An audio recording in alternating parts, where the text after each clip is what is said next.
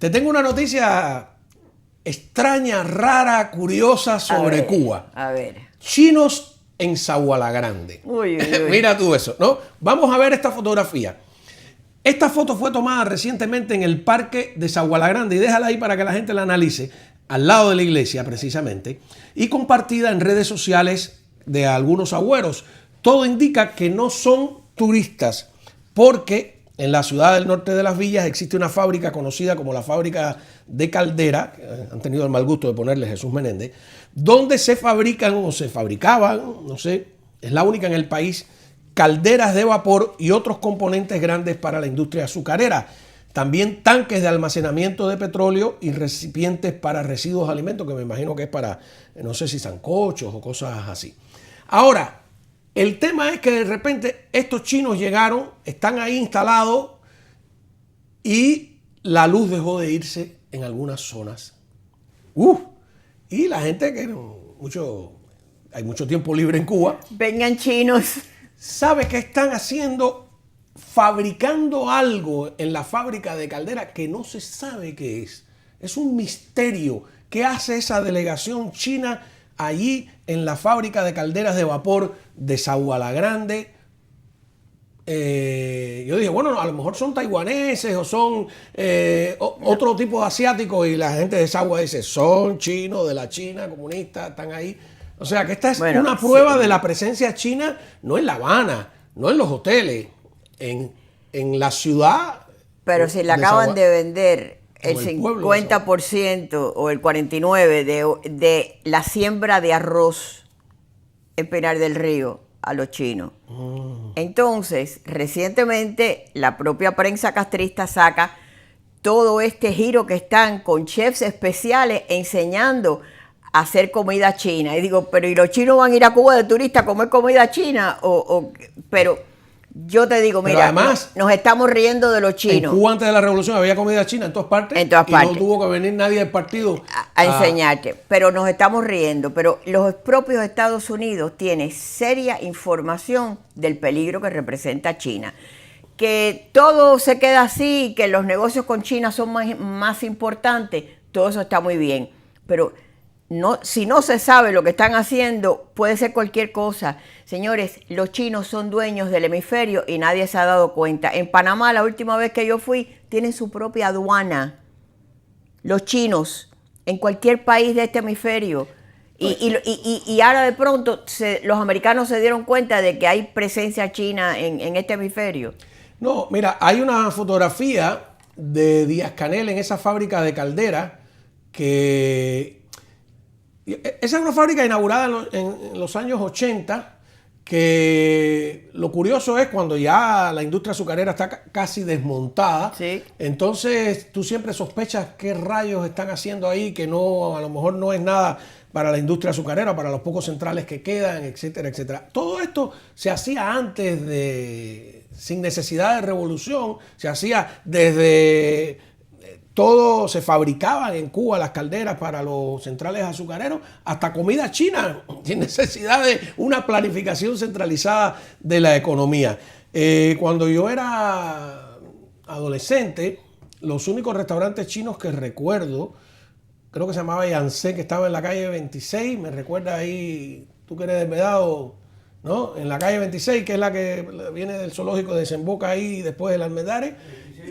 26 y 23, ¿verdad? Y había otro en CMQ, en los estudios de televisión. Bueno, pero Polinesio no era chino, era como asiático. Pero había un barrio chino, de las Polinesias, ¿no? Un barrio chino en Cuba. O sea, había presencia china en Cuba de toda la vida. En sentir cubano. Con chinos de verdad, ahora hay un barrio chino sin chinos. Sí. Un documento que es el contrato de los 1800, donde llevaban a los trabajadores chinos a Cuba, garantizándoles 3 comidas al día, salario, atención médica, lo que no tiene un cubano hoy. 1800, ahí está el contrato. Y así todo era en esa época, los estándares de la época, considerado una suerte de semiesclavitud. Imagínate tú cuánta gente en Cuba quisiera tener esa cuota de garantía, por lo menos. Creo que fue Montaner el que en el libro aquel, El Informe Secreto de la Revolución Cubana, consiguió, pues, no sé si se lo había dado Leví Marrero o algo, pues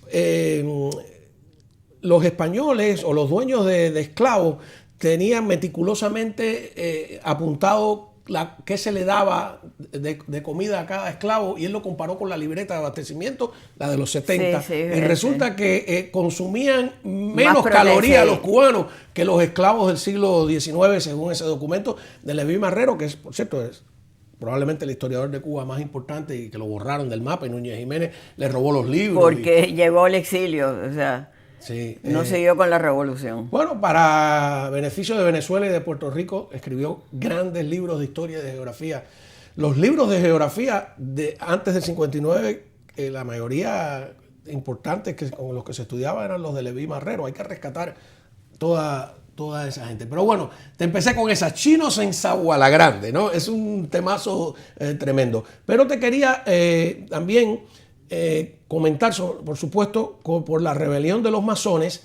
Y no sé si tenemos ahí, José Antonio, listo, el video del embajador, bueno, categoría de embajador de los Estados Unidos en La Habana, que yo creí que debía haber sido cambiado, porque como él fue nombrado por Biden, a mí me parece, pero a última hora se ha acomodado a la nueva política, etcétera. Es un diplomático de carrera, etcétera, pero como lo único que está haciendo es paseándose entonces eso lo ven como un ataque y le están lanzando. Ahora creo que se ha descubierto que las personas que lo abordan ni siquiera son cubanos de a pie, porque yo decía, los cubanos de a pie no deben saber ni cómo luce esta persona. Veamos ahí ese encuentro y me gustaría, Ninoska, ¿qué opina sobre él? ¿Cómo andan? Aquí nos encontramos ahí con el señor Jaime. con James. Sí. ¿Cómo usted anda? Bien, aquí dando una vuelta. ¿Le gusta Varadero? ¿cómo está? Pues sí, muy el bonita mar, la playa. Muy tranquilo. ¿Lleva sí. muchos días aquí? No, llegamos hoy mismo. Se van ya. Ya. Y han hablado con muchas personas. Pocas, no hay muchos rusos, no veo muchos cubanos. Sí, no, que aquí vivimos Cubanos, sí, muchísimo. No, sí, hay unos Aquí cuantos. vivimos muchísimo, sí, cómo no. Ahora lo que más es cubano, no. Sí, ahora lo que más es cubano. porque Esta temporada de cubano. temporada empieza la No, es que turismo estamos hacia- muy fastidiados con el problema del turismo. Sí. Sí, porque el bloqueo. Porque No, el el bloqueo no ustedes, nos deja no, que vengan personas. aquí. Queríamos hacerle una pregunta, porque usted le gusta mucho hablar con las personas. Y ustedes manifiestan que ustedes quieren ayudar al pueblo de Cuba. Así es. Que a quitar la dictadura, como ustedes le dicen. ¿no? Bueno, que el pueblo cubano Decida. Decida, Claro. exacto. Ahora El pueblo cubano en general ya decidió. Ah, Y ya. es la revolución. El Lo que 59, queríamos saber. todos los que nacieron después. No, sí, También, sí, tenemos familia que nos Sí, ya después del 59 tenemos 60 años de revolución. Ya, casi, casi. Lo que queríamos saber es cuáles son las Es que ideas de no- ustedes. nos hace falta. ¿Cuándo ustedes van a eliminar el proceso? Bueno, cuando. ¿Y cuándo nos van a quitar de la lista de países de los Hace falta eso es lo más que nos hace falta, que nos ayude con eso. seguimos? Bueno, No gracias. habíamos acabado de conversar con él. Bueno, O sea, no le gusta hablar con el pueblo. vamos a ver si comemos en Varadero. Le gusta nada más que oír lo que otra gente le puede decir.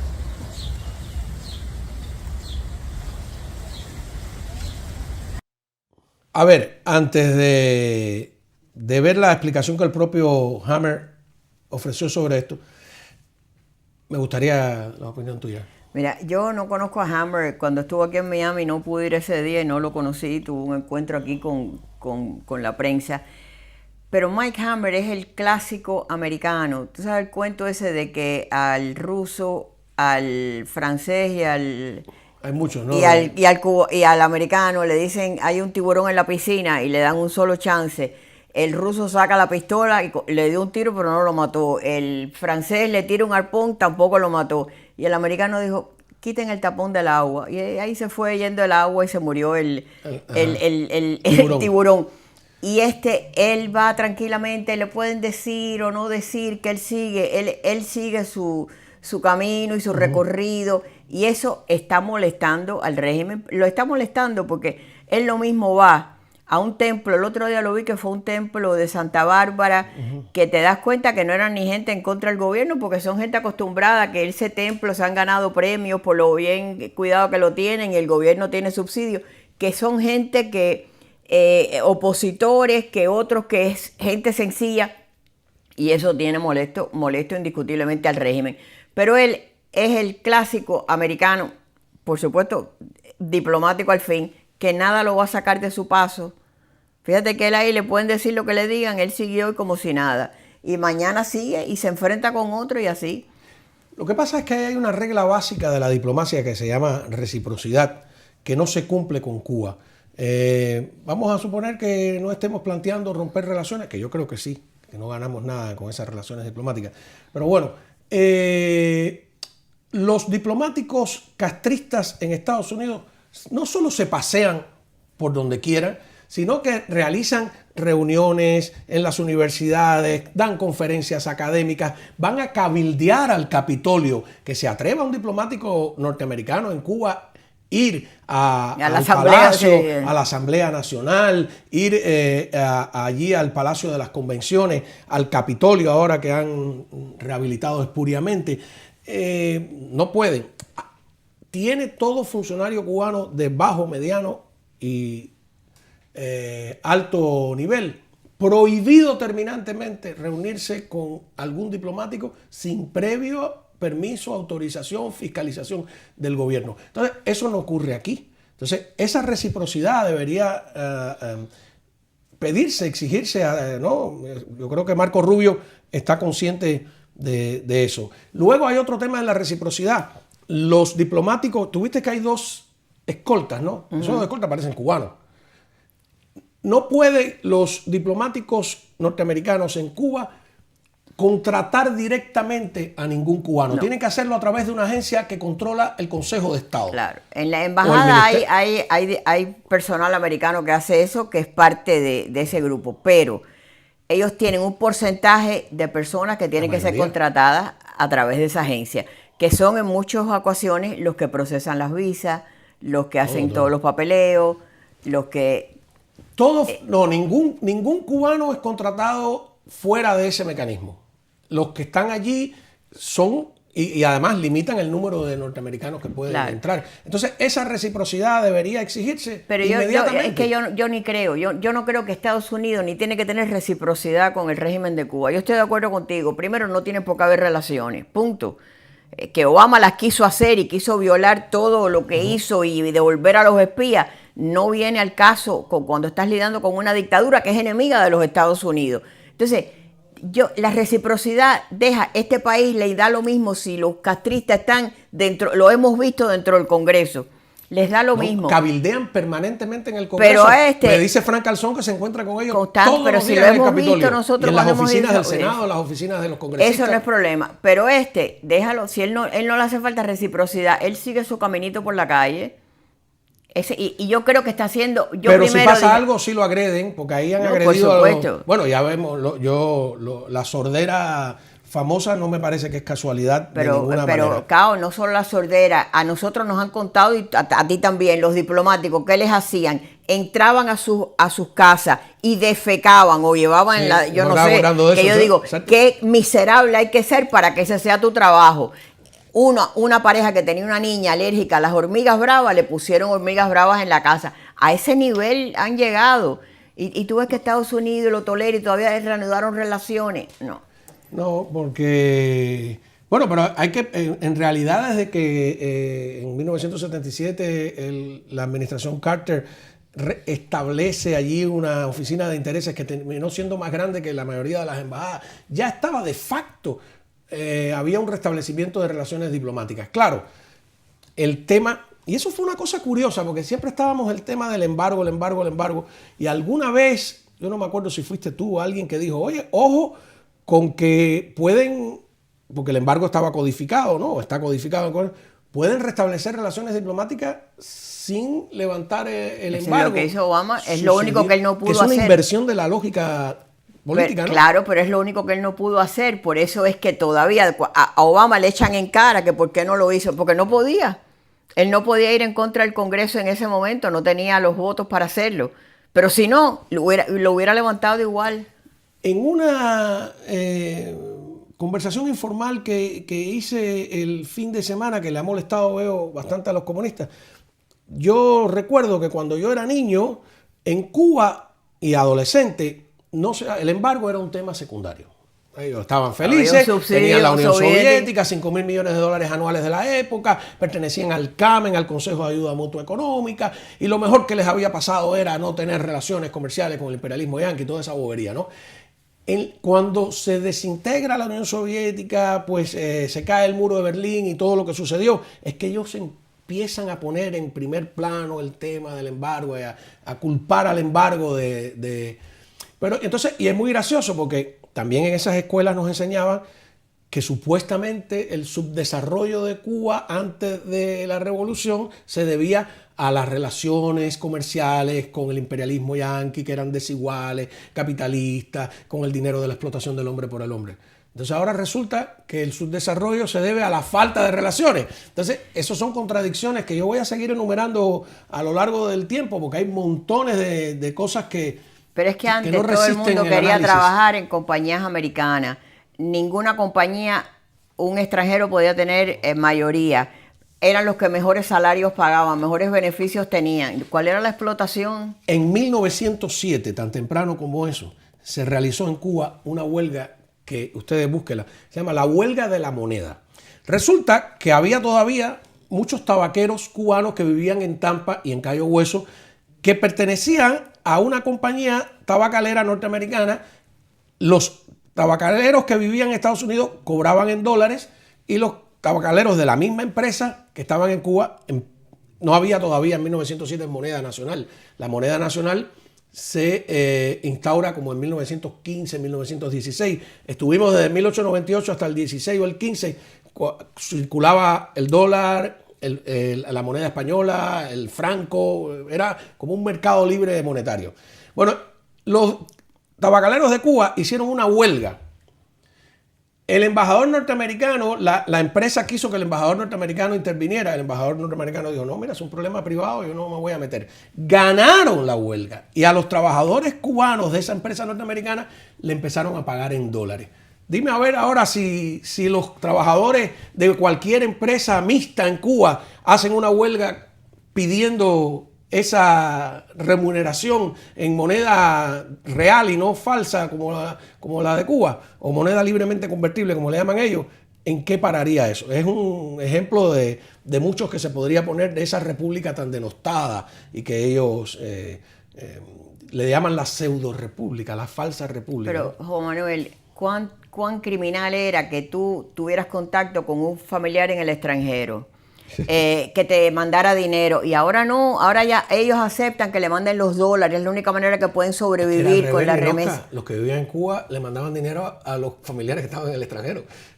Era al revés, los cubanos eran más prósperos y tenían a alguien en el extranjero porque estaba estudiando a lo mejor. No, antes de la revolución, Sí, yo digo, después de la revolución. No, antes de la revolución era al entonces revés. ahora es aceptar los dólares para tener que caer en esto. Ahora todo lo que tú ves, todos estos restaurantes nuevos que están abriendo, las MIPYME. Señores, el otro día es que es doloroso una tienda, uno de estos Costco, con todos los productos que te puedas imaginar. Y yo digo, bueno, cerrado, me imagino, para no humillar o para no alterar al que está afuera. No, una pantalla gigantesca afuera con todos los productos para que el infeliz que está en la calle pasando hambre la vea. Entonces, ¿dónde está la dignidad que supuestamente ellos iban a defender de ese pueblo? Si lo tienen pisoteado, humillado, mendigando.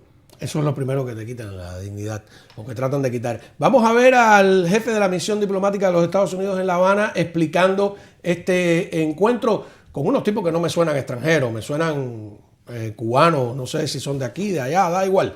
De que son del régimen 2x2 es 4. Adelante. Hola, sigo recorriendo Cuba, en este caso en Varadero, donde quiero seguir conociendo a cubanos de a pie, pero resulta que como los Lada, esto está lleno de rusos por todos lados.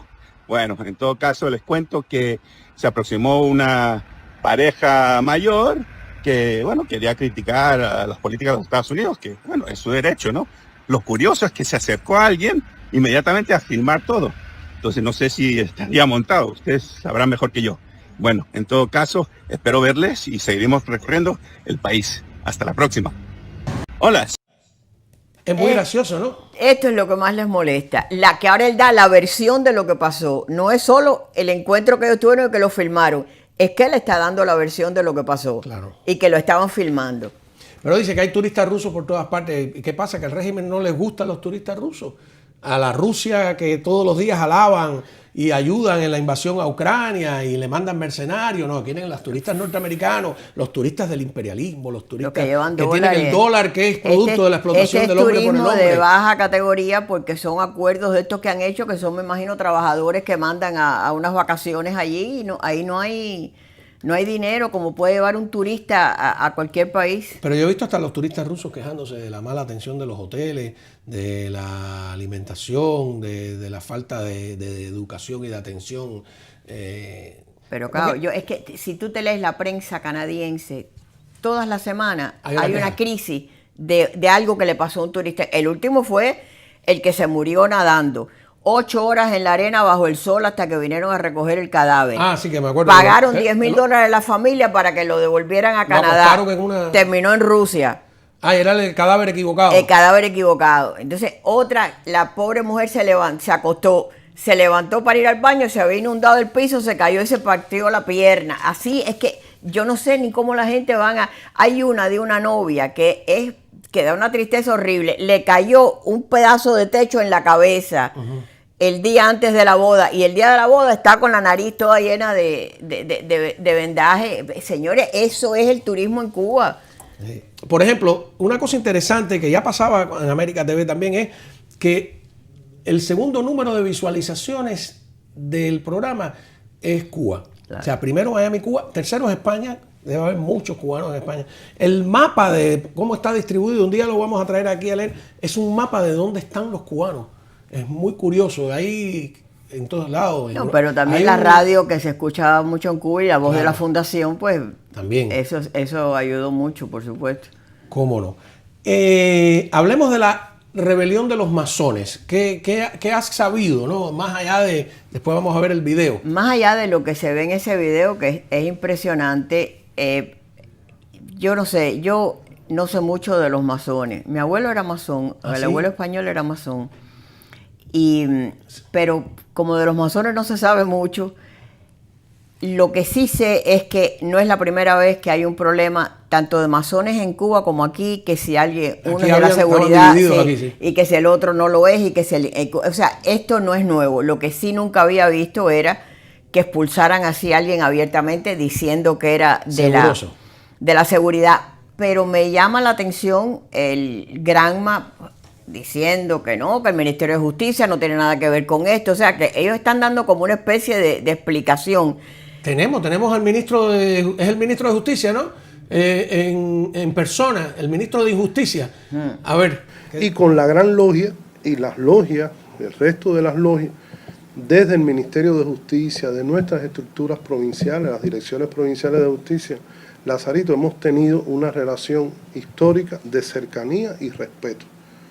¿Por qué? Porque ellos tienen una amplia legislación masónica, amplia desde sus propias normas fundacionales, que son conocidas como las institutas de 1875, que rigen para la masonería desde el punto de vista internacional, y que en nuestro caso la legislación masónica tiene un grupo de libros, así se denominan, que van desde la Constitución masónica, los estatutos de la fraternidad, las disposiciones complementarias de los estatutos de la fraternidad, el reglamento de la Gran Logia, la ley electoral y el libro de la justicia masónica, y que corresponde desde el libro 1 hasta el libro 6 respectivamente estos temas.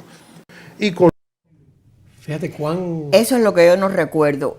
Ellos dando una explicación, tratando de justificar que ellos no se están intrometiendo. Esa es la parte que, no sé, y te pones a pensar, los masones, la santería, ellos se han cuidado mucho de tener su grupo o sea, no sé, yo no sé. Son grupos que prefieren, y lo digo con el mayor respeto, controlar, manipular, que enfrentar. Privatizaron, estatizaron o desprivatizaron en Cuba todo. Como dijo uno de sus funcionarios una vez, hasta el cajoncito del limpiabotas. Yo me acuerdo de la propaganda de que eso era un rezago del capitalismo, todo un pretexto para que prohibido que los niños limpiaran zapatos, algo de eso, le hicieron una tremenda campaña. Sin embargo, dejaron algunas instituciones que tuvieran este tipo de, incluso elecciones internas. Él habló de las elecciones internas. Uno fueron las asociaciones españolas. Había gente que interpretaba que era como el padre de Fidel era gallego, la Sociedad Artística Gallega, la Sociedad Rosalía de Castro, no sé si el Centro Vasco lo acabaron.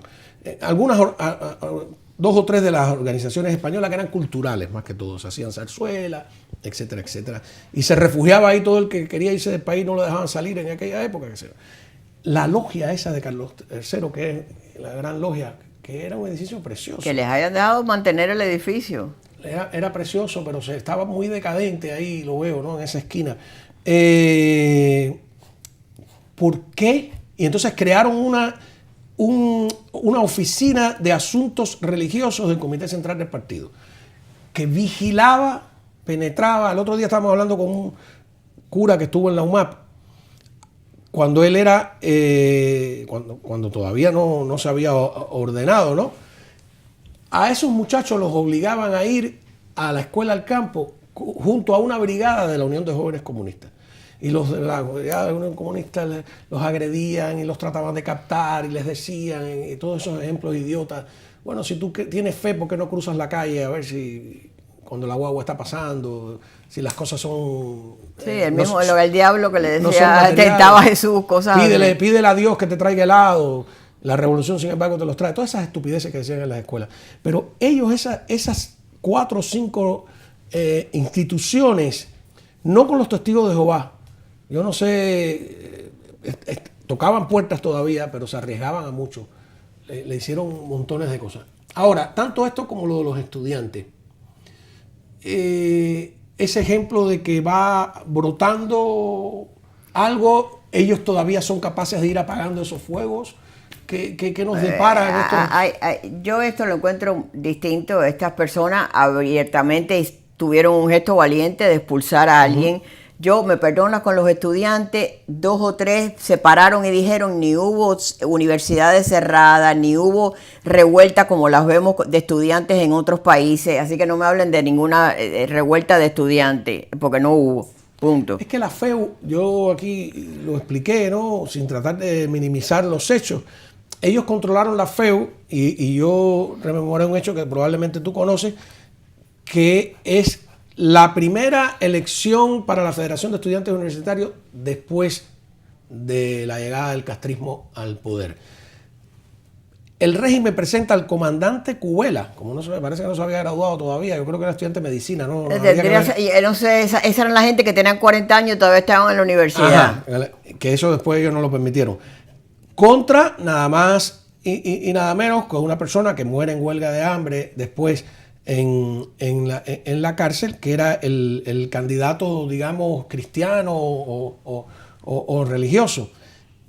Fidel fue en persona a hacer campaña allí a la universidad y desde ese momento hicieron toda una tarea de ir controlando la FEU. Y la FEU, que tiene una historia tremenda desde el año 33, de revuelta. Pero tenía una historia, de allá para acá no tiene, nada más que de sumisión. Se convirtió en un instrumento de represión política.